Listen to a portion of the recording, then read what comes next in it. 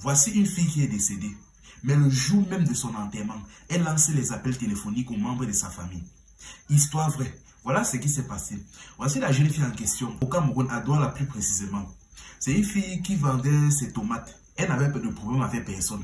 Mais un jour, donc, il y a eu deuil dans sa famille. Et elle a donc dû descendre au village pour prester. Bon, elle a donc pris un bus avec son oncle.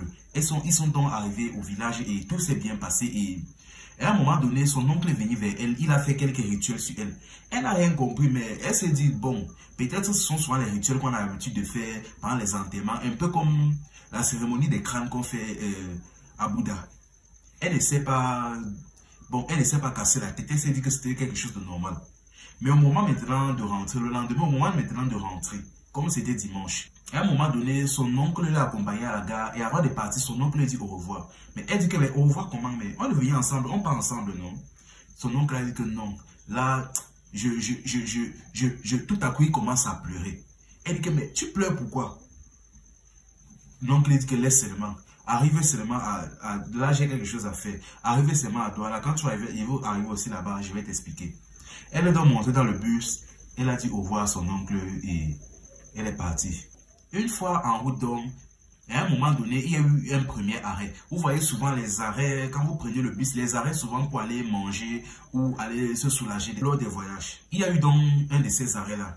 Et pendant cet arrêt-là, bon, un des messieurs était descendu donc pour aller acheter quelque chose. Et bon, elle aussi, elle est sortie. En revenant, elle a vu que la place devant, plus précisément proche du chauffeur, était libre. Bon, elle s'est dit que le monsieur peut-être était déjà arrivé à destination. Elle a pris son siège, net à côté du chauffeur. Quelques minutes plus tard, le monsieur est revenu. Il a dit que, mais madame, ça c'est mon siège. Bon, vous connaissez les femmes avec la bouche. Elle a dit que, pardon, il n'y a pas votre nom sur cette chaise, donc laissez-moi tranquille. Bon. Le monsieur ne voulait pas le problème. Il est donc retourné sur la chaise de la jeune fille à l'arrière. Maintenant, quelques minutes plus tard, donc, le bus est reparti. Et une fois en route, on ne sait pas trop ce qui s'est passé, mais il y a eu un accident. Et pendant cet accident-là, le bus de voyage a percuté un camion qui transportait des billes de bois. Et dans le choc, un des billes de bois a traversé la vitre. Ça a pris la jeune fille, ça l'a transpercé et l'éjecté hors du camion. Je dis bien, c'est entré dans son abdomen et c'est ressorti par son dos. Et dans l'élan, ça a amené son corps hors du camion. De telle manière que des gars à l'extérieur pouvaient voir son corps suspendu. Là, tout le monde a commencé à crier. On est sorti, on a appelé la police. Dès que la police est arrivée là, on a pris son corps, on l'a amené au commissariat et plus tard à la morgue. Bon, vu qu'ils étaient toujours au village, à une morgue un peu dans les environs. Et là maintenant, on a fouillé les affaires de la jeune fille, on a convoqué sa famille. Dès que sa famille est là, ils ont identifié le corps, ils ont pris le corps, ils sont rentrés à Douala avec le corps. Bon, ils ont donc rapidement organisé des funérailles. C'était un accident, on ne s'est pas cassé la tête à faire quoi que ce soit. On a donc directement organisé ces funérailles. On a directement fait une petite veillée et on a exposé le corps. Le corps n'était même pas dans le cercueil, mais au sol. Maintenant, toute la famille est venue voir, constater le corps et vraiment, il fallait vraiment faire vite. Parce que le corps était déchiqueté, le corps ne pouvait pas rester trop longtemps là, de peur que ça se décompose. Donc, après quelques heures, on a porté le corps, on est directement rentré au village pour faire l'enterrement. À un moment donné, la jeune fille en question même était proche de deux de ses cousins. Pendant que le pasteur était en train de parler, une de ses cousines, son téléphone sonne. Elle regarde sur son téléphone, elle se rend compte que c'est le numéro de la défunte en question. Elle dit que, hey, bon, elle se dit peut-être que quelqu'un, peut-être pendant l'accident, a volé son téléphone. Elle décroche l'appel, elle dit que, allô, la défunte en question dit au téléphone, pardon, dis à mon oncle de venir me chercher, parce que où il m'a vendu là, on a refusé de m'acheter. Au même moment, après avoir dit ça, l'appel a été coupé, la jeune fille a crié que, hey, elle dit que, mais ce n'est pas sa voix ici. Là, le pasteur et tous les gars ont sursauté que, hey, mais ils ont regardé la jeune fille, bon, ils se sont dit que vu qu'ils étaient très proches, peut-être ça c'est le choc. Ils ont ignoré, ils ne sont pas hasardés là-dessus et le pasteur a continué de lire ces versets. Au même moment maintenant, le cousin maintenant de la défunte, son téléphone sonne et il se rend compte que c'est le numéro de la jeune fille. Il s'est aussi lui dit que peut-être quelqu'un avait ramassé le téléphone de la jeune fille après l'accident. Il décroche et il entend le même message. Pardon, dis à mon oncle de venir me chercher parce que où il est allé me vendre là, on a refusé de m'acheter. Lui aussi, il a dit que, hey, mais il s'est calmé. Quelque temps plus tard, le petit ami de la défunte en question était présent pendant les enterrements.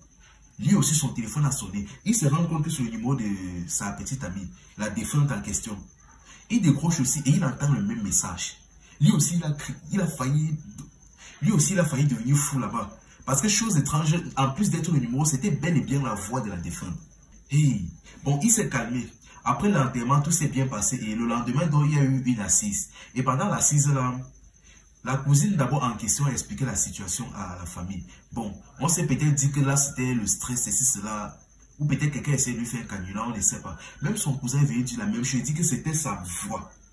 On n'a pas voulu le croire au début, mais jusqu'à ce que même le petit ami de la défunte en question vienne dire que lui-même, il a reçu l'appel.